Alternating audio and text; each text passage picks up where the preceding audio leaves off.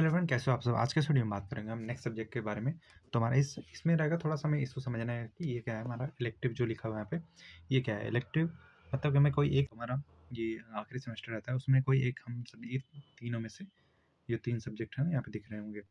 इन तीनों में से हमें कोई एक सब्जेक्ट पढ़ना रहता है, एक सब्जेक्ट चूज़ करना होता है। उससे जनरली तो कॉलेज वाले खुद से ही चूज़ करके दे देते हैं, या फिर जहाँ पे जो पढ़ाया जाता है पहले से पढ़ाया, मतलब कि जा रहा होगा जो पहले से पढ़ाते आ रहे होंगे, वही चूज़ करके दे देते हैं। ऑप्शन तो देते नहीं ऐसा कि आप ये चूज़ करो वो चूज़ करो, ठीक है। तो खुद से ही प्रेफर कर देते हैं कि नहीं सबको यही लेना है, ऐसे बता देते हैं, ठीक है। तो हमारा ये क्या है इलेक्टिव सब्जेक्ट रहेगा any one of the following. आप देखोगे जो हमारा सिलेबस है BTUP का, ठीक है, उसमें जाके देखोगे PDF में तो आपको मिल जाएगा इलेक्टिव यहाँ करके रहेगा any one of the following choose करना में कोई।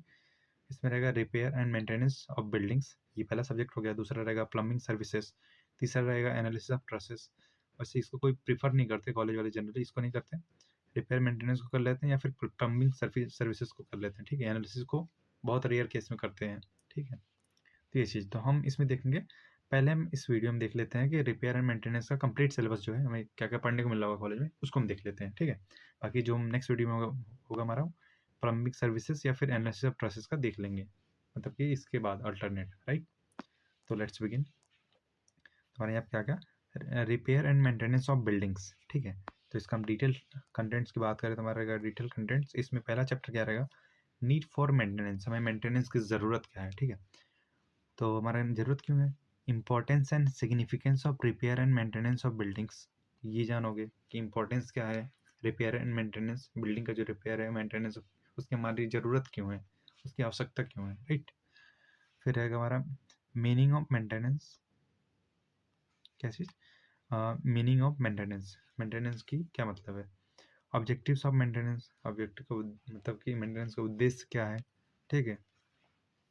Factors influencing the repair and maintenance, ये चीज़ कौन कौन से फैक्टर है जो रिपेयर एंड मेंटेनेंस को इफेक्ट करेंगे, इन्फ्लुएंस करेंगे। तुम्हारी ये फर्स्ट चैप्टर में आप पढ़ोगे, ठीक है, नीड फॉर मेंटेनेंस में। सेकंड चैप्टर में क्या है, एजेंसीज कॉजिंग डिटीरियोरेशन, जिसमें है सोर्सेज है, कॉजेज है, इफेक्ट्स हैं। तो इसमें क्या पढ़ने को मिलेगा हमें, पहला का डेफिनेशन ऑफ डिटीरियोरेशन या फिर डीके, ठीक है। डीके मतलब टूटना या बिखरना, ऐसा कुछ, ठीक। इसमें दूसरा हमारा टॉपिक रहेगा factor causing deterioration, there classification.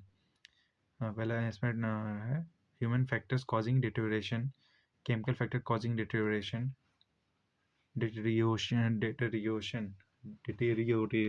ठीक है, ऐसा कुछ। Environmental condition causing deterioration, miscellaneous factors है, ठीक है। फिर इसमें हमारा नेक्स्ट टॉपिक की बात रहेगा effects of various agencies of deterioration on various building materials, that is bricks, timbers, concrete, paints, metals, plastic, stones, ये चीज़, ठीक है। इसी के साथ हमारा चैप्टर नंबर सेकंड फिनिश हो जाएगा। और थर्ड चैप्टर में आओगे तो आप पढ़ोगे इसमें क्या, investigation and diagnosis of defects, ठीक है। इन्वेस्टिगेशन करोगे, डायग्नोसिस उसका एनालिसिस करोगे डिफेक्ट्स का। इसमें क्या पढ़ने को मिलेगा, कौन कौन सा टॉपिक, सिस्टमेटिक अप्रोच, ठीक है, प्रोसीजर ऑफ इन्वेस्टिगेशन। उसके बाद है sequence of detailed steps for diagnosis of building defects और problems। इसमें फिर हमारा क्या है, लिस्ट करना है क्या, non destructive and other test on structural elements and material to evaluate the condition of the building and study of 3 most commonly used tests, ठीक है। इसके बारे में आप देखोगे। चैप्टर नंबर 4 की बात करें तो ये कह रहेगा defects and their root cause, ठीक है। इसमें क्या रहेगा, डिफाइन डिफेक्ट्स इन बिल्डिंग्स, कौन कौन से डिफेक्ट्स होते हैं बिल्डिंग्स में, उसके बारे में आप पढ़ोगे। फिर है क्लासिफिकेशन ऑफ डिफेक्ट्स। फिर है main causes of building defects in various building elements, इसमें रहेगा फाउंडेशन, बेसमेंट्स एंड DPC। फिर रहेगा वॉल्स रहेगा, फिर कॉलम एंड बीम्स रहेंगे, रूफ एंड टेरेसेस रहेंगे, ज्वेलरी रहेगा, डेकोरेटिव एंड प्रोटेक्टिव फिनिशेस रहेगा। फिर रहेगा सर्विसेज, फिर रहेगा डिफेक्ट्स कॉज्ड बाई डैम्पनेस, ठीक है। फिर इसके बाद हमारा चैप्टर नंबर 5 आ जाएगा। फिफ्थ नंबर हमारा क्या रहेगा, materials for repair, maintenance and protection, ठीक है। इसमें क्या रहेगा हमारा compatibility aspects of repair materials. फिर रहेगा state application of following materials in repairs. इसमें क्या रहेगा एंटी कोरोजन कोटिंग्स। फिर रहेगा एडेसिव और बॉन्डिंग एसिड्स। फिर हमारा रिपेयर मोटार्स क्या होता है, क्योरिंग कंपाउंड्स क्या होते हैं, जॉइंट सीलेंट्स क्या होते हैं, water proofing systems for roofs, ये क्या होता है, प्रोटेक्टिव कोटिंग्स क्या होते हैं, ठीक है। फिर हमारा लास्ट चैप्टर आ जाता है जो कि हमारा क्या रहेगा, remedial measures for building defects, ठीक है। मतलब कि हम जो बिल्डिंग में जो डिफेक्ट्स वगैरह आते हैं उसको हम कैसे बचा सकते हैं, तो उसमें क्या रहेगा, पढ़ने को क्या मिलेगा इसमें, कौन कौन से टॉपिक, प्रिवेंटिव मेंटेनेंस कंसिडरेशंस, फिर रहेगा surface preparation techniques for repair, फिर बात करें तो क्रैक रिपेयर मेथड्स, ठीक है। इसमें क्या रहेगा, इपॉक्सी इंजेक्शन होता है, ग्रोविंग एंड सीलिंग क्या होता है, स्टिचिंग क्या होता है, ये देखोगे आप। फिर रहेगा adding reinforcement and grouting, flexible sealing by sealant, ठीक है। फिर इसमें नेक्स्ट टॉपिक बात करें तो repair of surface defects of concrete, इसमें रहेगा सब पार्ट में, बग होल्स क्या होते हैं, फॉर्म टाई होल्स क्या होते हैं, Honey com and larger voids, ठीक। फिर नेक्स्ट टॉपिक की बात करें तो repair of corrosion in RCC elements, इसका सब टॉपिक रहेगा steps in repairing, prevention of corrosion in reinforcement. फिर नेक्स्ट टॉपिक की बात करते हैं, हमारा क्या रहेगा, material placement techniques with sketches, इसमें सब टॉपिक में रहेगा न्यूमेटिकली अप्लाइड द गनाइट टेक्निक्स।